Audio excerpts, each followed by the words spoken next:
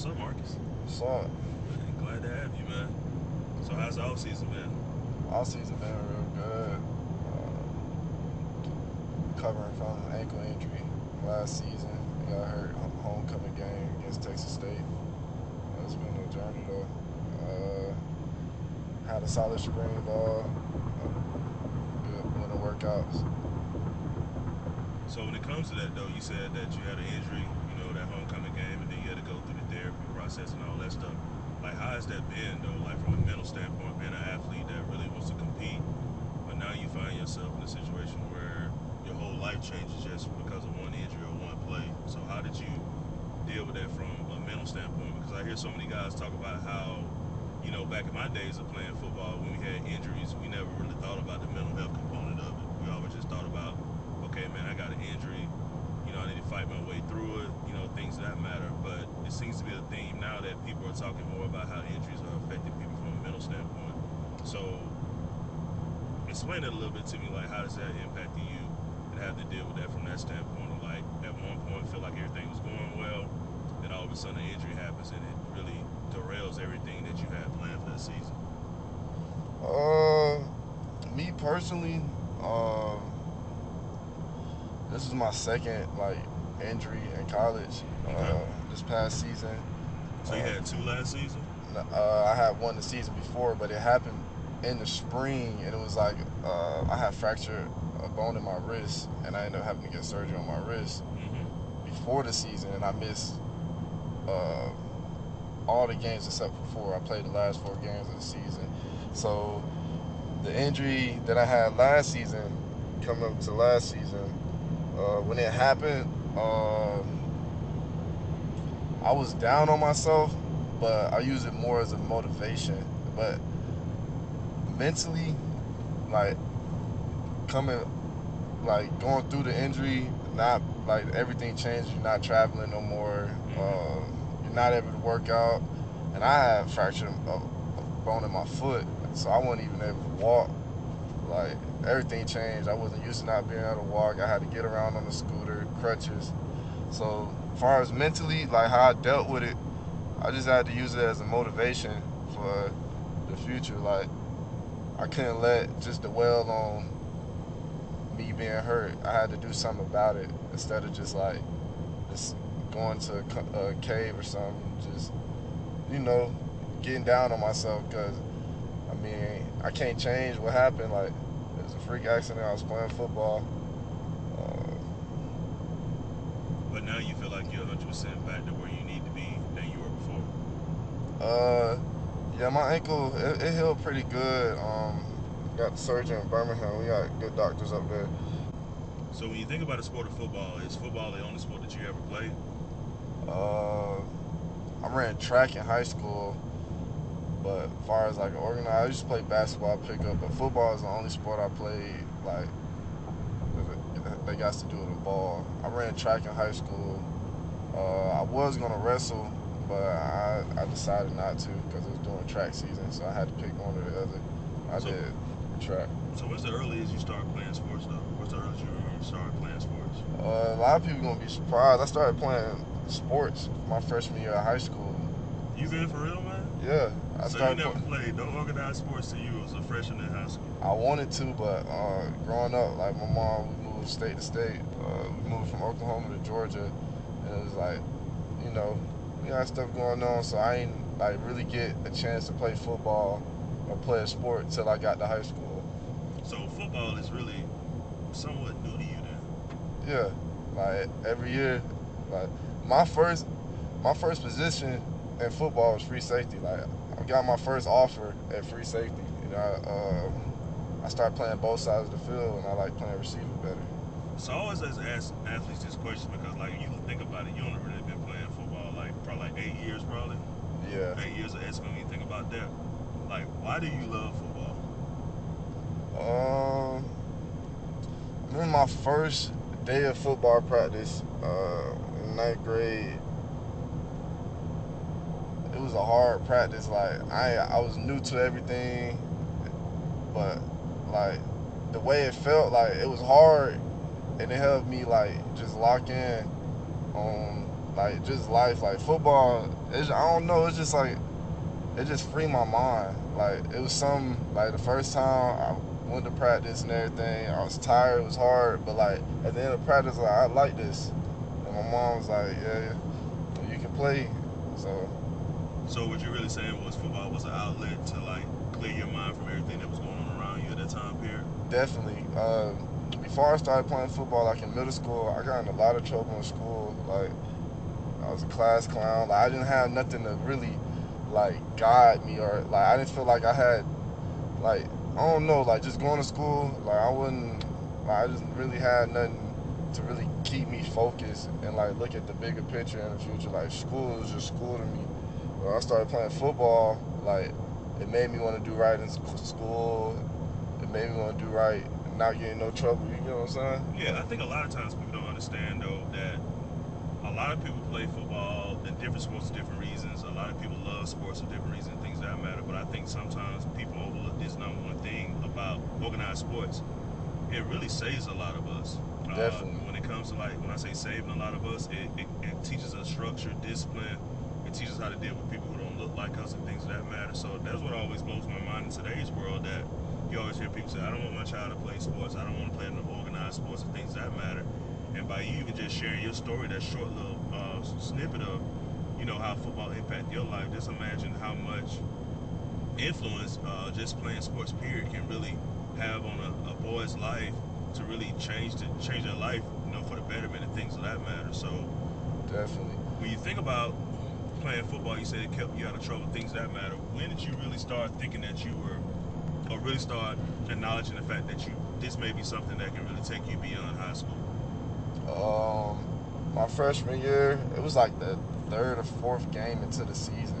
I caught my first touchdown against Hillgrove High School, and it just felt good. Like after that, it was like you know how everybody say it take that one play for somebody to get that confidence. Mm-hmm. Like I caught my first touchdown, and I just like it just was like a confidence booster, and it just made me want to keep playing. So you really, really still remember that play now? Yes, I'll So never forget tell it. me about that play in your head right now.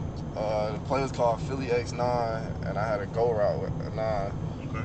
Uh, it was a fade. It was probably like 20 yards out of the end zone, 20-yard touchdown. And I caught the ball. And like, it just happened so fast. I just sat in the end zone for like 10 seconds, just sat there. I was like, damn, I really just scored a touchdown. And after that, like, just, I don't know, I just started working more hard towards like football. Like, it just made me focus more. Like, I literally, like, before I started playing football, I was always in ISS. Like I didn't care about school, and I started playing football. It made me start thinking about college. Like I feel like sports is a life changing thing for a lot of people. Like I don't. Some people don't realize that. Like these coaches and stuff. Like they like my weight training coach in high school. Like I literally look up to him because he the one like that told me like you gotta work hard and like you gotta take everything serious. And like he was like that guideline. He helped me be more disciplined towards Mm-hmm. my like with myself. So let's go back to your first play that you called the things that matter. Why? What put you in that position to get that ball thrown to you? That it was like coach was trying to give you confidence or something that you were just that guy that was open. Like what put you in that position for that play to happen at that time, that moment? I was a big freshman, and they uh like coming to high school. I was just a big freshman, and he was like, "You gotta be a playmaker. Like you're gonna be a playmaker, and you want to see me do it as a freshman on a freshman team. So later on, I can get moved up to varsity." So that's really where it came from, and I worked hard. Like you seen, I was a hard worker. Like when it's time to work, I work. So what you really saying, coach was trying to build confidence in you then at that time period? Definitely. Did it really work? I think we already established that did work. Yeah, it worked. It definitely worked. So it put you in a situation where you really thought that you could do more than that. Definitely. So when you talk about how you grew up and things that matter, I know you said earlier that you moved a lot from place to place, things that matter. Would you just share, a little bit of detail of like how that was growing up as a child, like the process of moving from place to place, like what was, the reason for that, and And how did that make you feel? And how did that put you in the position you're in now? Um, well, see, I was born in Oklahoma, and I grew up with a bunch of my cousins. Like, Mm-hmm. I was around my cousins all my life. Like, my mom, like, she usually, like, she took in a lot of our, like, the kids that was like my age. Like, she helped raise them. But then, like, in Oklahoma wasn't like our family had like a, I don't know what, I wouldn't say, it was like a cycle, like a loop, and she just wanted to get out of that. So Mm-hmm. we moved to Georgia when I was 8, and we was bouncing around place to place in Georgia. Me personally, I didn't want to leave Oklahoma, but I didn't see that. Like, I was a kid, I wanted to be around my cousins and stuff, so I wasn't seeing like the bigger picture. Like as a kid, like why my mom did move. Like when I go back and visit, I'm like, thank God we moved from here, like, because it's different, like out there in Oklahoma. So what There things isn't do much you know? What opportunity. things do you notice now that you didn't notice as a child? That again goes into that step you just said. You glad y'all moved away. Mm, it was like my mom didn't just want me to get stuck in the cycle, like not going to college. She didn't want me like in the streets and stuff like that, because that's basically like how it was when I lived in Oklahoma. Like a lot of my cousins, like I'm the only one out of all my cousins that went to college. Mm-hmm. So, and it's like a bunch of us, and I see like why my mom moved. Like when I go back and visit, like it's just like I said, thank God we Yeah. What are some moved. things you see though when you go back though that makes you, again, thank your mom for moving y'all? Like, what are some things that you see now? Uh, shoot, neighborhood we grew up in is a lot of crackheads and stuff like that. Like life, like you talking about like far as Like, like what are some things? people. What are some things that you see when you go back that makes you be thankful that your mom decided to move y'all from there? Uh, some of my family members, like they don't really have much going. Like my a couple of them didn't finish high school, and none of them went to college. And I feel like if my mom didn't move me to Georgia, I would be in that same circle. I'd either be in jail or not doing what I'm doing now. I wouldn't have a college education, definitely. Like Mm-hmm. that's what I feel like. I can kind of Like relate. it's like a distraction. Yeah, I can Yeah. kind of relate a little bit of how you say you grew up in things that matter. I'm the oldest of 6 children. I'm the oldest boy. I have 5 younger sisters, believe it or not. So that's a battle within itself.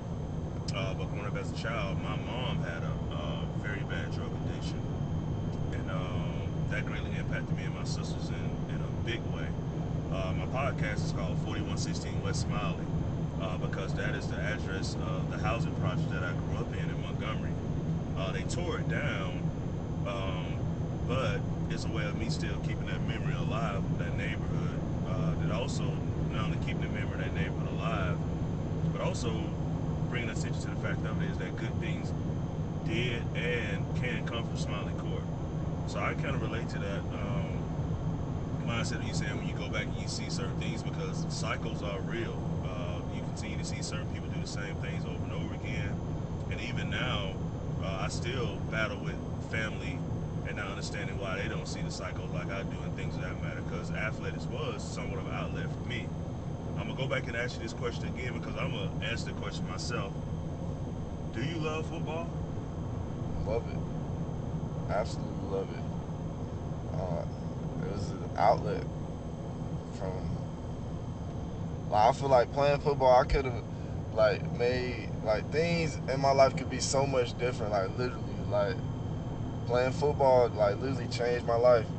Like things could be so much different. It gave me an opportunity to get a free education, create discipline in my life, and it's an opportunity like this season. Like if I have a great season, I can change my family's life too.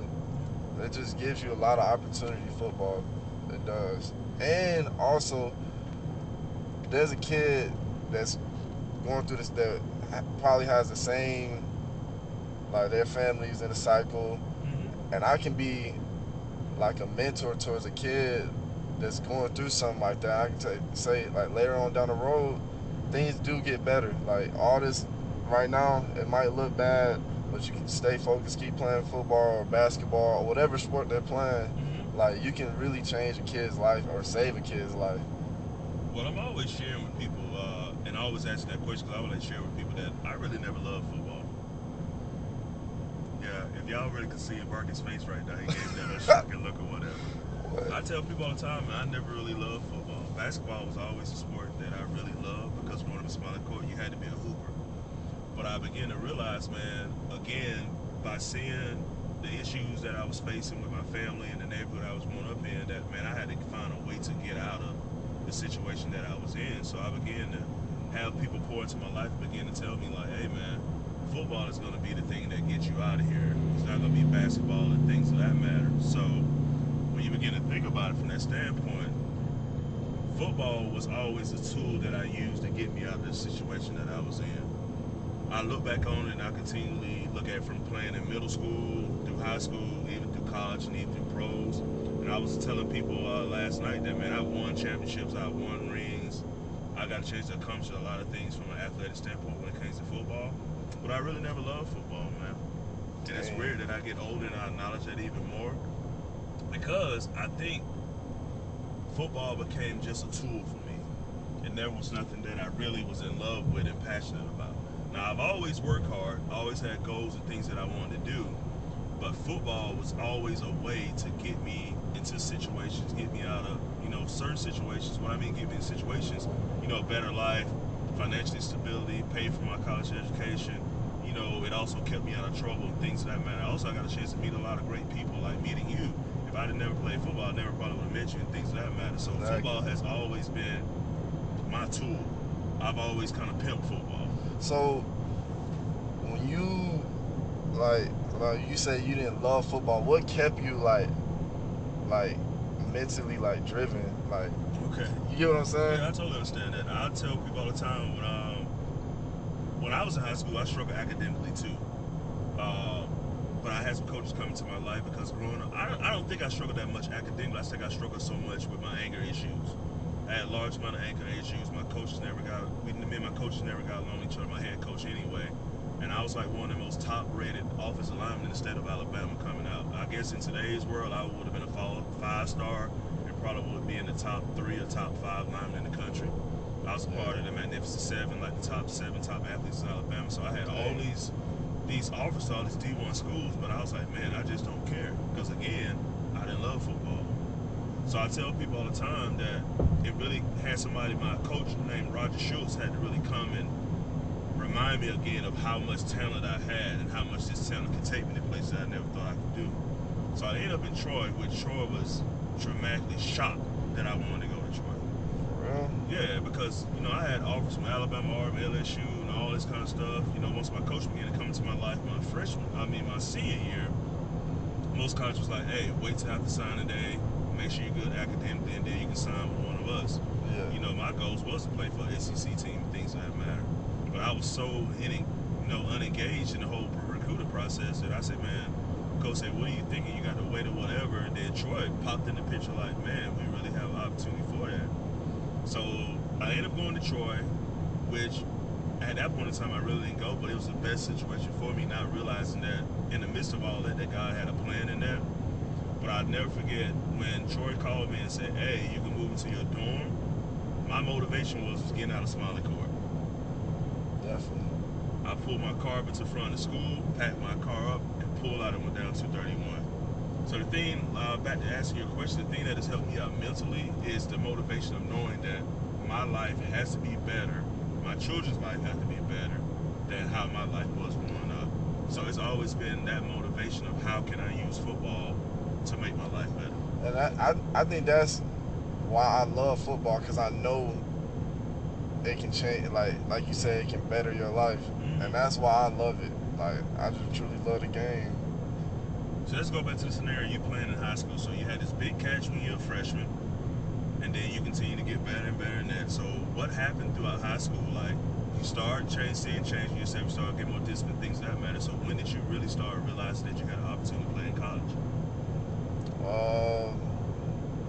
my junior year was like my breakout year. Like I think I finished the season with like 700 yards, which it's not a lot of yards, but in 7A football in Georgia was going against Westlake, Marietta, like all these big time schools. Powerhouse schools. Yeah, powerhouse schools, and I was like making these catches. Going into my senior year, like that summer, I didn't have no offers. Like that spring, I didn't have no offers until like the first week of the summer, like in June or July. It was Georgia Southern. That was my first Division I offer. I take that back. My very first offer was West Virginia State. It was Where's West Virginia State at? I don't know. It was West Virginia, I guess. And then it was like I got 3 offers in one day: Lake Erie College, Reinhardt University, and West Virginia State.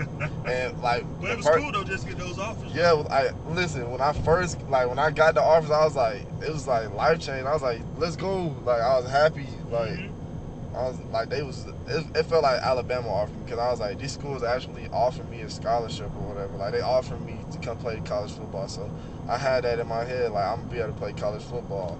But then I went to one camp in the summer, because I wasn't a camper guy. Like I ain't like doing like the 7-on-7 t-shirts and stuff like that. Yeah, believe it or not, I never went to a camp my whole time, because mostly I couldn't afford it.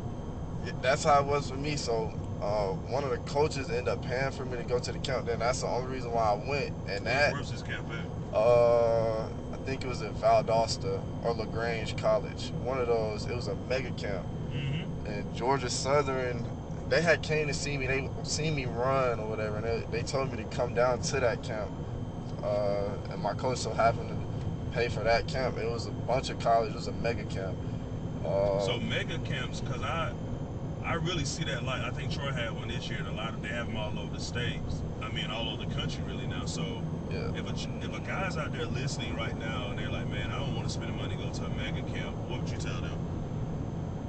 Go. Make sure it's a camp that's really gonna have all those coaches there. Though, like, because some schools will host a mega camp and not have all, like, they just advertise it and they won't have all the coaches there. But the mega camp I went to, it was life changing. That literally, I feel like that camp is the reason why I'm playing Division I football. Because at my school, we didn't get recruited. Like our recruiting, I don't know what it was, but like our recruiting was weird. Like we had players, like good players, but the schools would never offer. But I went to that one camp. Coach saw me move around in the slot. They wanted to see me play slot receiver. I don't know why, but they seen me run a couple routes at slot. Georgia Southern offered me, and then a couple of days later, Liberty offered me, and that's when like my recruitment picked up. So your recruiting picked up going into your senior year? Yes, that summer. Okay, so explain to me how your senior year went. Well, that summer, after Georgia Southern offered me, I committed 2 weeks after they offered me. To Georgia Southern? Yes. And this is how I was thinking. I'm at home. It's Division I, but I ain't do my research. And that's one thing, if anybody listening, like, do your research on your schools. I went to Georgia Southern. I ain't looking at no type of offense, what type of offense they ran. It was Georgia Southern, that wing T stuff. I mean, that option, right? And I had Liberty. You get what I'm saying? Like, when I committed there, I didn't understand why, because when I committed, threw the ball. Yeah, when I committed, all these coaches hit me up like, did you really just commit to Georgia Southern? And I love, like, Georgia Southern gave me an opportunity. Like, they changed, that school literally was like my gateway to where I'm at now. When I committed there, like, I was wondering why, like, all these schools, like, did you really just commit there? And nobody was telling me, like, hey, you just committed to a triple option school, just to let you know. I got there.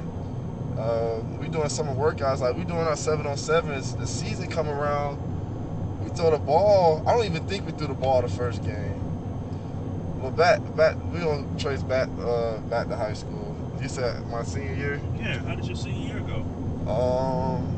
It was pretty smooth. I ain't have as big of a season as I did my junior year. I wouldn't say I was comfortable, but like I knew I was already committed to Georgia Southern. I wanted to win. Our school, my junior year, believe it or not, we went 0-10 too. Oh wow. Yeah, we went 0-10. So going into my senior year, I just wanted to win, and my high school didn't go to the playoffs. It was over like decades. It was decades since we got been to the playoffs. So my whole focus was winning that year, like having a better record than what we had last year. And I think we ended up going 6-4 or 6-5, something like that. We made it to the first round playoffs, and I was like, it was kind of like, I wouldn't say it was history because it's just the playoffs, but it was because the school never been to the playoffs at all. in that long, and we played the #1 seed though. Like we barely got in. Yeah, we played Lowndes High School, and it was 66-6. That's how bad they beat y'all. Yeah, they had some ball players. I think Lowndes has some of the best facilities and always have been known to be a powerhouse. Definitely. This one, like doing pregame warm-ups. That game, I remember it was a nighttime game. We was doing pregame warm. I was like, all right, we might actually have a chance. Like seeing they pregame, man. We went and put our pads on, came back out. It was just like it felt like it was thousands. They had 1,000 football players just running on the field. Like they just kept coming. And then they D linemen, like I don't know what they eating down there, but they was all big. They had that quarterback. I think he ended up going to West Virginia. A running back that had all these offers. A receiver. Yeah, they had some dudes there. So what happened after your senior football season? Like, what decision did you make from a college standpoint? I know you said you were committed to Georgia Southern. Yeah. You realized they were running the triple option. So what changed after that season? What decision did you make? As far as like high school, like from college, after high school, like after your season, going to signing day in that February, what decision did you make? Actually, so this is how Georgia Southern got me. The December signing day, that was the first year of it. And my school, like I said, they didn't get recruited. Like we didn't have a lot of recruits like heavy. So me signing in December was like a big thing for my school. Like I was the first kid to ever sign in December. Signed to a That's school. The first time it ever happened though, right? Yeah. Okay. That was the first year. So it felt like I said, history kinda, but not really because it was the first year. I was the first kid to sign in my high school, so I was already signed and committed to Georgia Southern in December. So February, like that last semester of high school, I think I was in 2 classes. Like I had half a day because I was already like ahead. So I only had 2 classes a day, and that's how it went down. I reported that June 6th. So you reported June 6th to Georgia Southern? Yep. So do you think many people know that you started at Georgia Southern? Nah, not a lot of people know because I was there for like a short amount of time. Like, so explain that to us. Like I said, I had no idea. I'm just learning now that you left high school to Georgia Southern. Yeah. Out of high school, I went to Georgia Southern. So that first semester, like Georgia Southern, like I said, I'm thankful for that school. Like that school gave me an opportunity. I feel like if it wasn't, like everything happens for a reason. Like Georgia Southern offered me, I probably would not be here right now. But that first season, my freshman season, I played a lot as a freshman. I ended up starting like half the season actually. Like towards the end of the season, I started like the coach maybe he started me. But I feel like what position? Receiver. Oh, receiver. Yeah, I was playing receiver. But I wasn't getting no catches, and it wasn't like a me thing. We just was in the wing tee, and we were winning games, but we was just in the wing tee. We wasn't throwing the ball that much, and I had goals and aspirations. I just felt like Georgia Southern wasn't the fit for me personally. Like some people like that type of offense, but me personally, like that wasn't a good fit for me. So I ended up my freshman year, like it was fun, but at the same time it was like mentally, like you said, like sometimes it can get shaky, and mentally at Georgia Southern I wasn't stable. Like the offense, it just wasn't for me. And like football, like I said, I love the game of football, so it felt like I needed to make a decision if I was gonna stay at Georgia Southern or not, and it came down to me leaving. Okay, so you spent 1 year at Georgia Southern? I spent 1 semester. I spent the fall semester. Fall semester. And then you left out the fall semester. Yep. I went to Iowa Western. I went JUCO. I took the JUCO route. Cause So how'd you even find yourself there then? yeah, it's a crazy story. So when I entered the portal, I actually entered the portal twice my freshman year. I entered in the middle of the season, like it was kind of like in the middle. One of the receivers that came in with me and Devarius, I call him V-Dog. Me and V-Dog, we came in together. We played receiver, and he was a freshman too that also started. Mm-hmm. Like he played as a true freshman. I played as a true freshman. We personally both wanted the red shirt, and the coach was like, "Nah, like we need y'all to play." And I understood that, so I didn't want to be selfish. Like you get what I'm saying? Mm-hmm. So I did play the season, but he ended up into the transfer portal. And once he entered, I was like, "Oh, I'm entering it too." It's like kind of a monkey see, monkey do thing. But like I had intentions of entering the portal, but just not that early. Mm-hmm. If you get what I'm saying. Yeah. So I ended up entering the portal, but when he entered the portal, he had kind of was already trying to reach out to schools, and it got back to the coaches. So they said he can't come back. Like they ended up just leaving him.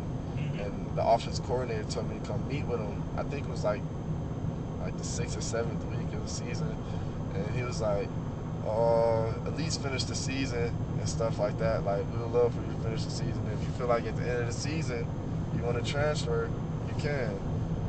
And he was like, but I remember he was like, he was in my shoes, and he wasn't like he wanted to transfer, but he didn't transfer. He was like, you're not gonna transfer, basically.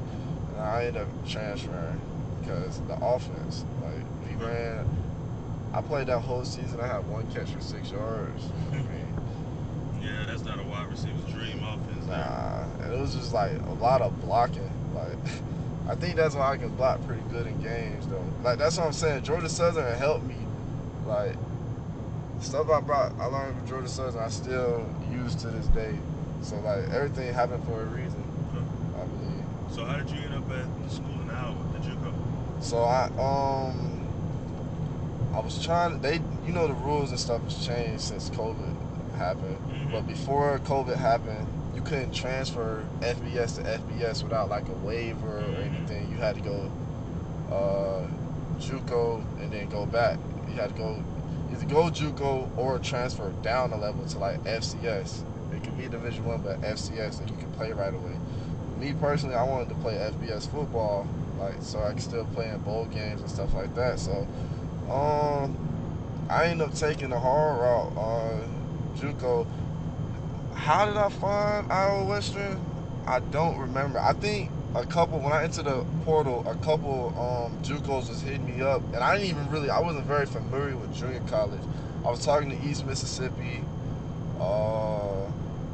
Butler, like a lot of like well-known JUCOs, but I ain't never really known about Iowa Western. They actually East Mississippi, the school that plays on Netflix, they played East Mississippi. Like the school that I went to is on Netflix.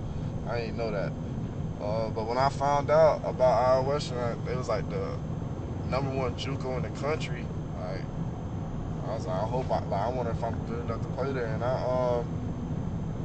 I ended up reaching out to one of the coaches, the offensive coordinator, Coach Woods, and I sent my film. And I was like, hey, do you think I'm good? Like I could play? Like if y'all looking for a receiver, I'm in the portal. And then he hit me up.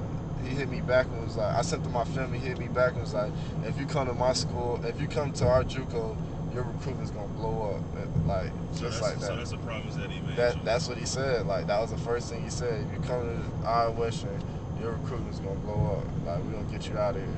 So after that, like I remember I was at my grandma's house and I was just happy. Like I'm leaving Georgia Southern. I wasn't even in the portal yet.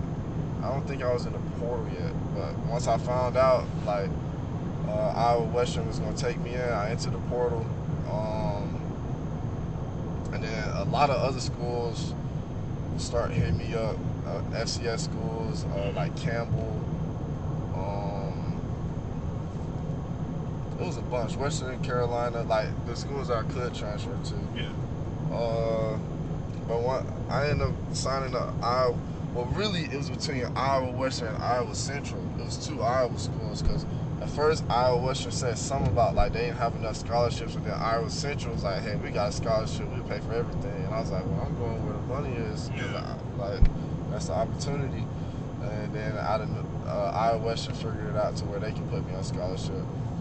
So how was the JUCO route? Like, how was the JUCO experience? Because I always heard the rap that JUCO was hard. It was not like all the other, scenarios of going straight from high school to, to college and things that matter. So JUCO has always been known as that hard knock scenario. Like, you have to really grind to get your way out of JUCO to get back to, that level that you're trying to go to. So just explain to me how, JUCO was to you. JUCO definitely was a grind, but I'm also thankful for the JUCO I went to. Like, we had nice facilities. We was fortunate. Like, my JUCO is basically like, if you went to Iowa Western, you was really fortunate to be able to go there. It was the #1 JUCO in the country, and like we had not dorms, we stayed in suites. Like, they had suites. We had an indoor facility. Like, we had nice facilities. Like, that was like JUCO. So we like, I wouldn't say my JUCO was like the hard knocks type of JUCO, but it definitely is a grind once you get there, because you're there with a bunch of bounce backs. You got people that's coming from Kentucky, like everywhere. Like, it's not just like you got like in Troy, you're gonna have mainly Alabama, Georgia. Like, it's literally California, Georgia, New York, Texas, Minnesota. Like, you got all these athletes coming to this one school to get re-recruited or get recruited out of high school, like if they didn't get an opportunity out of high school. And like, me personally, like, that experience really like kind of helped me grow into a man, because I was 13 hours away from home. My mom wasn't like right down the road, so like I ain't had nobody to really in JUCO. It's easy to get lost and get off track and not be focused, because like you're not where you want to be at, but you're working towards where you want to be. And I seen like literally like I didn't see like I had a couple of JUCO teammates. They had all this talent in the world, but just didn't make it out of JUCO.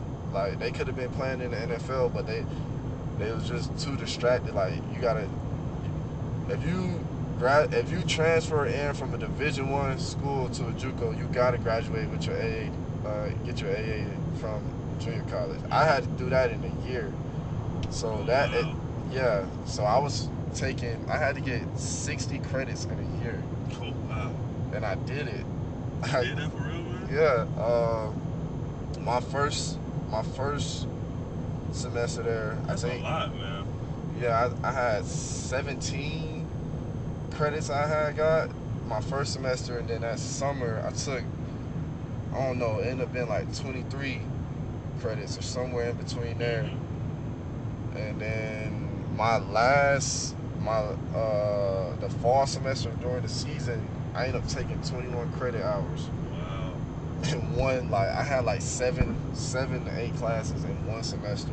Because why you saying it is making me think, like, a lot of times when guys go JUCO, it's usually due, to not being well academically sounded.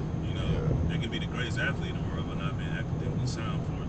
So for you to take 60 hours in 1 year, man, congratulations on that, because I couldn't do that myself. Yeah, it definitely was, like I said, it was, like you said, it's like, it was a tough situation, but like, I knew, like I said, like your motivation was when you was leaving, what was it called again? So my neighborhood I grew up in? Yeah, your neighborhood. Smiley Court. Yeah, Smiley Court. That was your motivation to get out. Like, that was your motivation. I did the same thing. Like, I didn't party or nothing in JUCO. Like, I was in my room all the time. Like, now, were you in your room because you were trying to focus on academics, or you was in your room because you didn't know anybody? I knew, the whole team knew me. Like, I was well known. I was really focused. Like, I wanted to really get out of JUCO. Like, I didn't want to get stuck there. Like, because me personally, when I did decide to go to Iowa Western, it was really like a step of faith. Like, I just had to believe in myself. Because going JUCO, even though it's the top JUCO in the country, doesn't guarantee you anything. Just because you're going to a JUCO and you'll bounce back, like it doesn't guarantee you anything. So it's kind of like a leap of faith. And I didn't want I wanted to give myself the best opportunity. And partying and all that, all the other distractions during that time wasn't an option for me. I was just asking because when I was in college in Troy, I was never a partying guy anyway.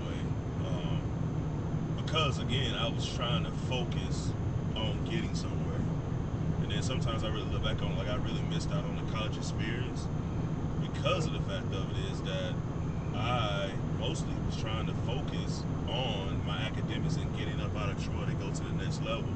So that's why I asked you that question. Like, did you choose to like yourself not involve yourself in those kind of things, or is it because the fact of it is that you were so far from home? So that's why I asked that question. Because so many times guys don't acknowledge that fact. No, it's like, man, I'm in a whole different place that I've never been before. And like say you was like 12, 13 hours away from home. Yeah, 13. Yeah, so that's pretty far from being from home, man. And then you trying to grind your way out of taking that many hours is just crazy. Yeah. So going into your first year at Iowa, how was that? Going into my first year at Iowa Western, I remember the first day I got there. It was a big old snowstorm. Driving in, mountains Was of. it your first time seeing that much snow? Nah, because I was born in Oklahoma, so it Yeah, snows in the yeah, true. Midwest. So I was used to seeing snow. Them first few days, I ain't gonna lie, man, I cried the first 3 nights I was in Iowa. Like, Yeah, for real? yeah, like being, like just the whole thought process, like what I was about to have to go through in junior college, like what I was about to have to literally do. I knew I had to get all these credits. Like, when I first got there, I was like, man, why I just do this to myself? I could have just stayed at Georgia Southern. Like, I had a Division I scholarship. Now I'm like back at ground zero. It was a humbling moment going into that year. Like, I went from having all these offers coming out of high school to nothing. You know what I'm saying? Yeah. Like, it's back to ground It zero. was a thing that made you sit there and thought, like, man, did I make the right decision? Yeah, that definitely, like, I start having, like, second guessing myself. And then, on top of that, I was about to leave Iowa Western, like, the second or third day. Campbell, yeah, Campbell had, they had offered me, and I was like, hey, man, like, even when you get there, we still got the offer on the table because it's a junior college. So, signing the letter of intent to a junior college, if you sign to a Division I, it overrides it, and that was an FCS program, so I would be able to play right away. I got on the phone with the coaches. So schools were still recruiting you while you were just starting your JUCO process. Yeah, Campbell was. That's what DeVarius ended up transferring. VDog, they wanted us to be like a package deal, but I was like, I wanted to play like I didn't want to take the easy way out, if you get what I'm saying. Like, it would have been so easy just to go play for Campbell University, but that wasn't part of my goals or aspirations. I wanted to play in bowl games and have that opportunity to play in bowl games and just be on a bigger stage. So, like I said, the first few nights was tough. Things start to get better in February. Going through winter workouts, coaches coming in, and then. So let's backtrack though. Why did you not go to Campbell? Why did you not go to Campbell when they were trying to recruit you in that process? I called my mom and told her like the whole situation. I was like, hey, Campbell wanted to offer me, and they said I could go right now, like immediately. And she was like, my mom told me, she was like, Marcus, don't take the easy way out. Like, that, like, you wanted to go to, cause I told her I wanted to go there. Like, You wanted to go to Campbell? No, but I just didn't want to endure what I was about to have to endure with the JUCO process. And she knew that. She was like, you know, you don't want to go to this school. You're just trying to like take the easy way out. And I was like, I told her, I was like, yeah.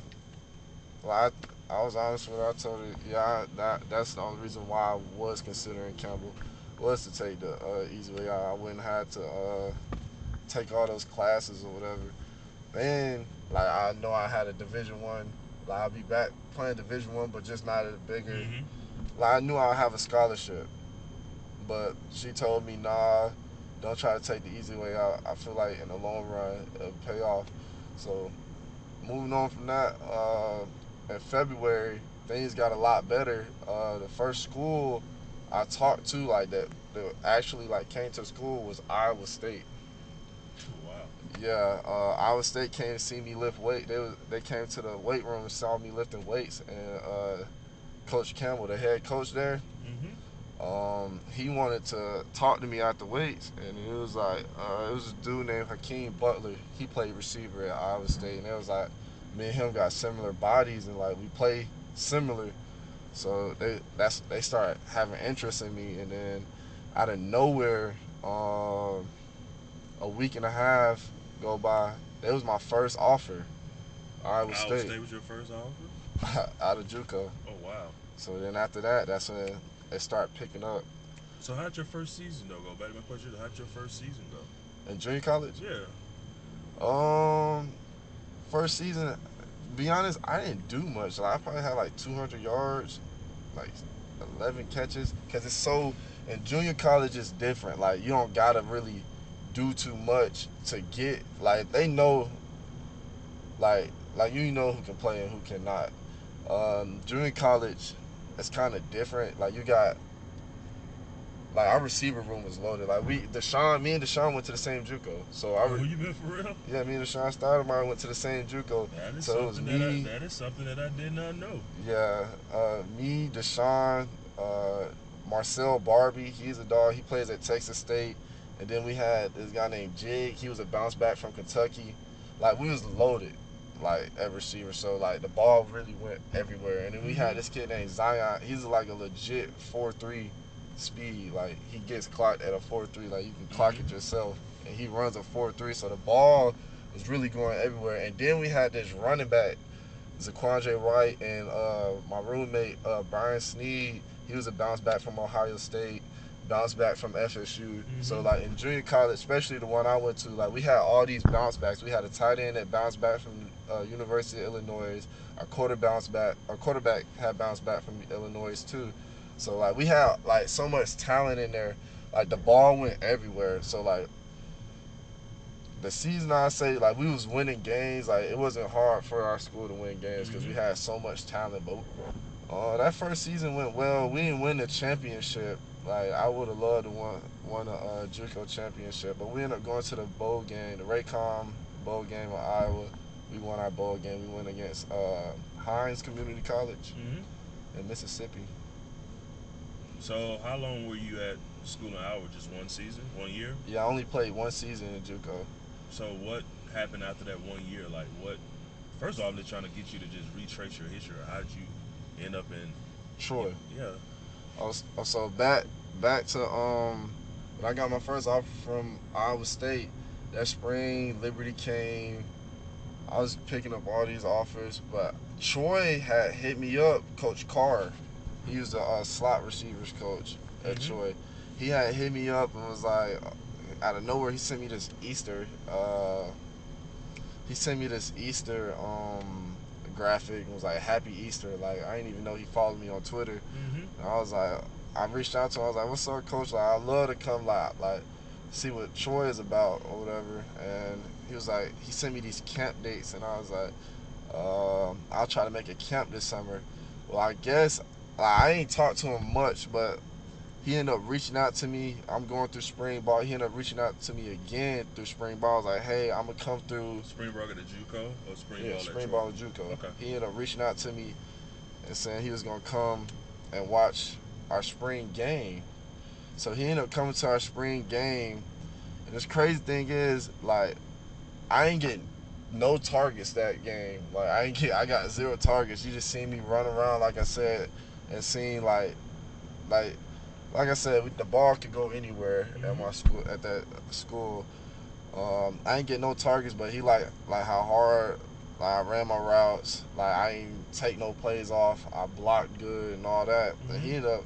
I didn't think he was gonna offer me. I ended up reaching out to him like right after the game on the way because we played our games at a high school in junior college. So I was on a bus after the game. We was driving back to the facility. I texted him, was like, appreciate you, Coach, for coming out and watching or whatever. And he was like, he texted me his number, told him to call him. He was like, yeah, so I'm going to go ahead and offer you today. I was just surprised, So that was just his statement. right after the game, he was like, yeah, so I'm going to go ahead and offer you. And I was like, dang, like, Troy just offered me on the bus. Okay, so how did you feel about getting an offer from Troy, though? It felt big, because you know what's crazy? And this is like, it's not going to sound like, you might think I'm lying. My freshman year at Georgia Southern, when we was playing against Georgia Southern, Damian Willis, that receiver, Troy threw the ball like, you know, Neil Brown, he was a head coach. I was sitting on the sideline literally at Georgia Southern. It was like we was at our home game at Georgia Southern playing against Troy. And I think it's crazy to this day. I was like, I wish I played for that school. Like, I wish I played for a school like that. I literally said that. You said that for real? Literally, I said, I wish I played for a school like that.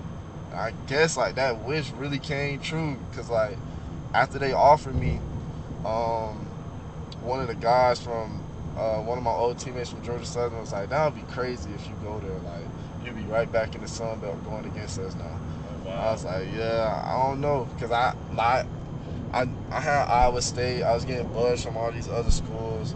Iowa was talking to me. West Virginia was on me heavy. But I ended up going on an official visit to Troy in the summertime. Oh yeah, and then right after Troy offered me, South Alabama offered me, and I was like, nah, I'm not going there. But that summer, I ended up taking an official visit to Troy, and I wasn't like, I felt like I didn't want to make a decision too fast, because that's another thing with that recruitment process. Like, I was more conscious of picking a school, because like what I went through my freshman year, I didn't want to make that mistake again. You know what I'm saying? Yeah. So I was like, I went on an official visit. First, actually, I didn't go on an official visit. My first time coming to Troy, Coach Williams, the receiver coach that was there, he wanted me to do a workout. So I ended up working out. And I guess I didn't have, like, they offered me, but you know how you got to get the official offer? The head coach didn't see me move around, so, and they was recruiting other receivers. So I get to Troy, my coach drive me down there to work out. Or I thought I was going to do a camp, but they just wanted to see me run. I ended up running a 40 and doing some ball drills. But before I did that, Coach Williams was like, basically saying, like, it sounded like I didn't have the offer there. But after I ran a 40, Coach Lindsey, Chip Lindsey, Coach Lindsey, he had came out of his office, was like, yeah, I want to talk to him. And he was like, I'd love for you to commit here today. And I was like, today? Like, I don't know. I got to get my mom on a visit, because I don't think she'd be too happy if I just commit and she don't get to see what the school is about. So that summer, I ended up taking my official visit. And my mom, she liked the school. I liked the school. Closer to home, not too far, not too close to home. And it was just like, it just felt like Troy was the best opportunity for me. Why? I know you said it was close to home, not that far from home, things of that matter. But really, what set Troy apart for you? Felt like there, Georgia Southern, like that's one thing, like I said, that's what I'm thankful for that school. Like, they got that culture of brotherhood, and it felt like they had that same, like, that brotherhood culture. Like, Troy, it's just like the culture of Troy football, and just Troy period, like, in the sports athletics, it just felt like a family. Like, even like just within the players, not even nothing to do with the coaches, because like when we playing football, we playing really for, you know, we playing for the coaches, but we doing that really like between the players, like we playing for each other, and it felt like that's how it was at Troy. So that was like, it was easy to commit to Troy. And I had Iowa State. Like, I chose Troy over Iowa State. Like, kind of like how you did. Like, you had all these bigger offers, and you just like, Troy, it was just like the best school. Like, it just felt like it was the best school for me. So I took 3 visits to Iowa State and didn't commit. Like, you took 3 visits there? 3 visits and did not commit. Like, I don't know. I just couldn't commit there. Like, wow. So when you think about it, you chose Troy because it was close to home, not far from home, and most of it, the players really felt like they were more family oriented with each other. Yes, definitely. So you find yourself in Troy. How did it go during that transition of playing with Coach Lindsey, then going from another head coach though? Like, how was that for you? Coming in, okay, this is a staff that I signed with, and now that staff is no longer there. Like, what were some things going through your mind during that time period?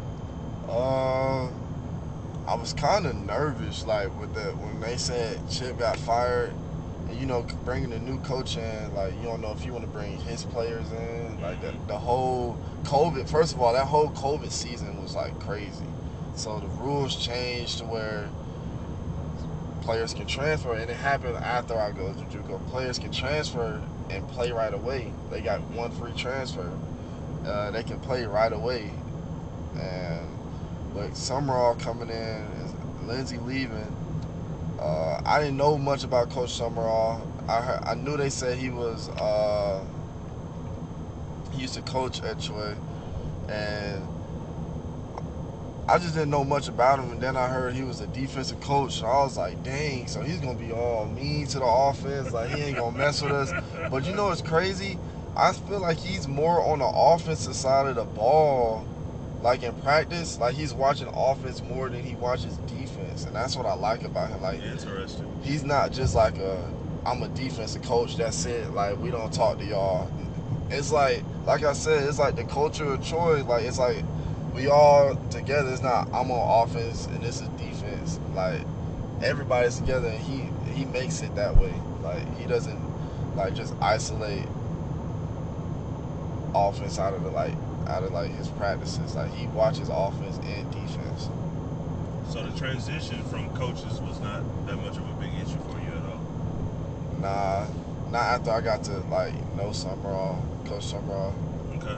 So when you think about your college experience so far, what is probably the best atmosphere, best stadium, best game you played in so far? I got two. Okay. My freshman year, we played against Clemson, and that was the year they won the championship. My freshman year, get to play big school Clemson. Like I had jitters, like pregame jitters. Like Okay. I don't know, I was excited. Like just being a freshman and being able to play in that game. Okay. Like games on TV, mom's watching. Like it was a different experience. Yeah, that was like one of those games. atmosphere. That was one of those games I said they cheated us, but that's just my personal opinion, though. Yeah. But again, I could just imagine that atmosphere because I never played in Clemson Stadium before, so they are on my bucket list to go. Yeah. But that atmosphere is just by me seeing on TV, it's got to be fire.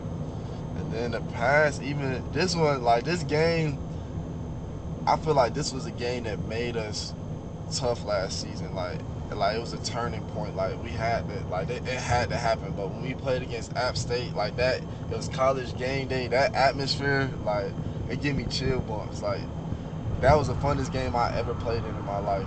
Like You been for real? that was a fun App State game. App Most State. first game you ever had. Yes, it was just like so much emotion into it. Like it felt like I said, we was all playing for each other. Like the players, like that game, like it just felt, it was just fun. Like I don't know, I wasn't thinking about nothing else but football. Like in that moment, like that game, we was playing for each other. Like that game was fun, and the atmosphere was fun. I could tell like the fans and everybody thought it was just gonna be like we was just gonna be a pushover team, especially after the first play Gunner threw an interception, and it was so like I felt like that was the difference between that year's team and the team before that. Like that would happen, and then it'll be like a domino effect, everything go downhill. But no, we played for each other, and like that game literally came down to the last few seconds with that Hail Mary play, like the miracle on the mountain. And it was a fun experience, like just being able to play in that game with the stadium packed out like that, sold out. It was just fun. I'm gonna say something about that game, and I want you can correct me if I'm wrong or say if I'm right or whatever. Yeah. But that was probably your most passionate game that I ever seen you play before. Yeah. All the time I've seen you play and watch you play, that's probably the most passionate game that I ever seen you play. Do you think that game right there like transfigured you as a player though? Like made you like see yourself and feel and just take things to a whole different level, you think? Yeah, that was a game that I feel like it gave me more confidence. Like it was like a confidence booster. Especially like I don't know, like Coach Witt, like when we work out, like I don't be like paying it, like I don't really notice like how like strong we really get because like we doing it every day. Like it's just like a norm. But like how much stronger like we were than that team was like crazy, and like just able to like that game was like my first time ever just like manhandling somebody, just throwing them to the ground. Like I ended up taking the dude to the almost into the you know what I'm talking about, behind the end zone. Yeah, and the fans was just like, hey, look, and the ref come, and I was like, yeah, like it's just like that game was fun, like, and I definitely feel like that was a game I played with a lot of emotion. And I say another game I played with a lot of emotion was a game I got hurt. Texas State, that play that I got hurt on was a play, I feel like it was a turning point of the game. Like, it was 2nd and 13. Texas State was up. It was like late, like mid fourth quarter-ish. It's like it was kind of like we needed to score that drive. And that play, I got that first down, but at the same time broke my foot. But we ended up scoring that drive, and we didn't score no more after that. But like then, like I broke my foot and didn't even know it was broke. I still played on it because like. You been for real? Yeah, I finished the game on a broken foot, literally. I did not know that, man. Yeah, I feel like I played with a lot of emotion in that game. And I feel like that game, like, I don't know, that was gonna be like the turning point of my season, but like it got cut short. And so what are your goals going into this season now? You know, you got a lot of experience, you got your confidence. I know you still from time to time still have to battle some things, but what are your goals for this fall? Main goal is to win the conference championship again.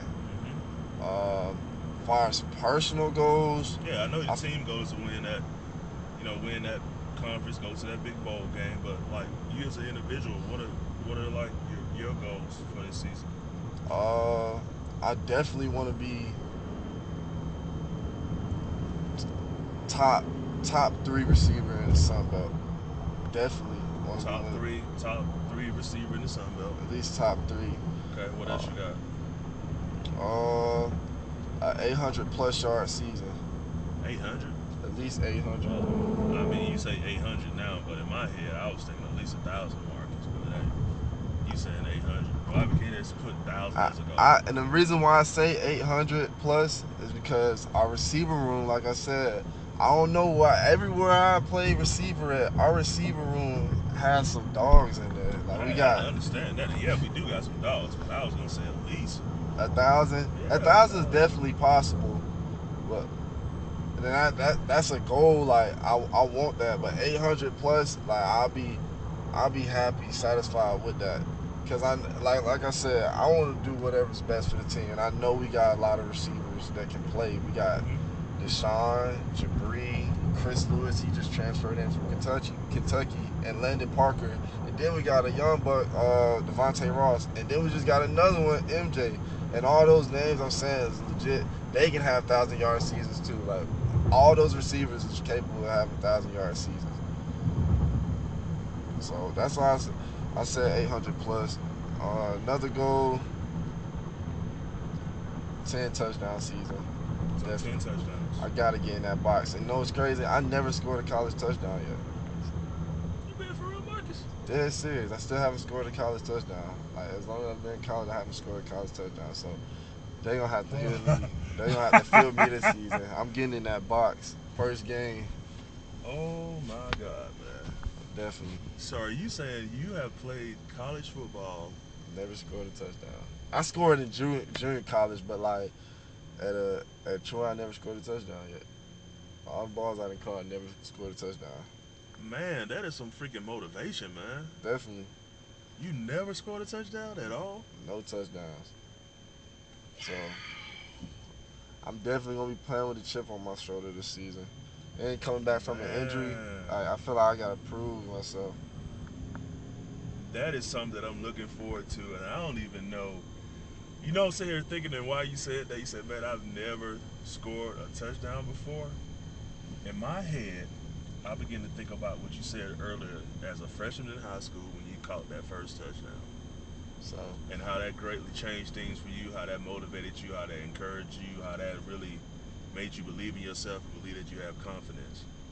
Man, I'm really believing with you, man. Once you touch that ball for the first time and catch his first touchdown in college, man, it's gonna be that's gonna be big, man. they gonna feel me this season. That's Trust. gonna be big, man. That's gonna give me chill, but just thinking about like Yeah. I'm ready for this season, and I feel like this summer, like we're far ahead as a team, like the OTAs and all that. Mm-hmm. I don't know, like Summerall, like he brought that culture. Like Troy already had his culture, but he's bringing that winning culture out Mm-hmm. of Troy. Like schools is gonna be scared. Like these bigger schools gonna be thinking twice before they put us on their schedule. Like Kansas State, Coach Witt, he was at this strength strength clinic with all these other coaches, and Mm-hmm. Kansas State was there, and he walked past. They said Coach Witt said they walked past. I was like, they put us on y'all. They put y'all on our schedule. We might as well play UGA, Oh wow. cause like how tough like our school is. Mm-hmm. Like I feel like Summerall puts us in the best position to win. Like as far as with the coaches, the way he does things. I mean, can't complain too much about football. I got you, man. I just want to tell you, I'm proud of you of how you bounced back from both of your injuries and how you set yourself up on the teams to be a leader and your motivation to do well and things of that matter, man. So, like I said, I'm hoping that this year be one of your best seasons ever. And like I said, man, I am so encouraged to see you catch that first touchdown, man. So, like I said, thank you for taking time to be on the podcast. Hey, give everybody your socials, man. My Instagram is Marcus.R2, and my Twitter, ooh, I don't get on Twitter that much. I think it's underscore Marcus JR2. Those are the only two I got. That's cool, man. So thank you for being on the podcast. No problem.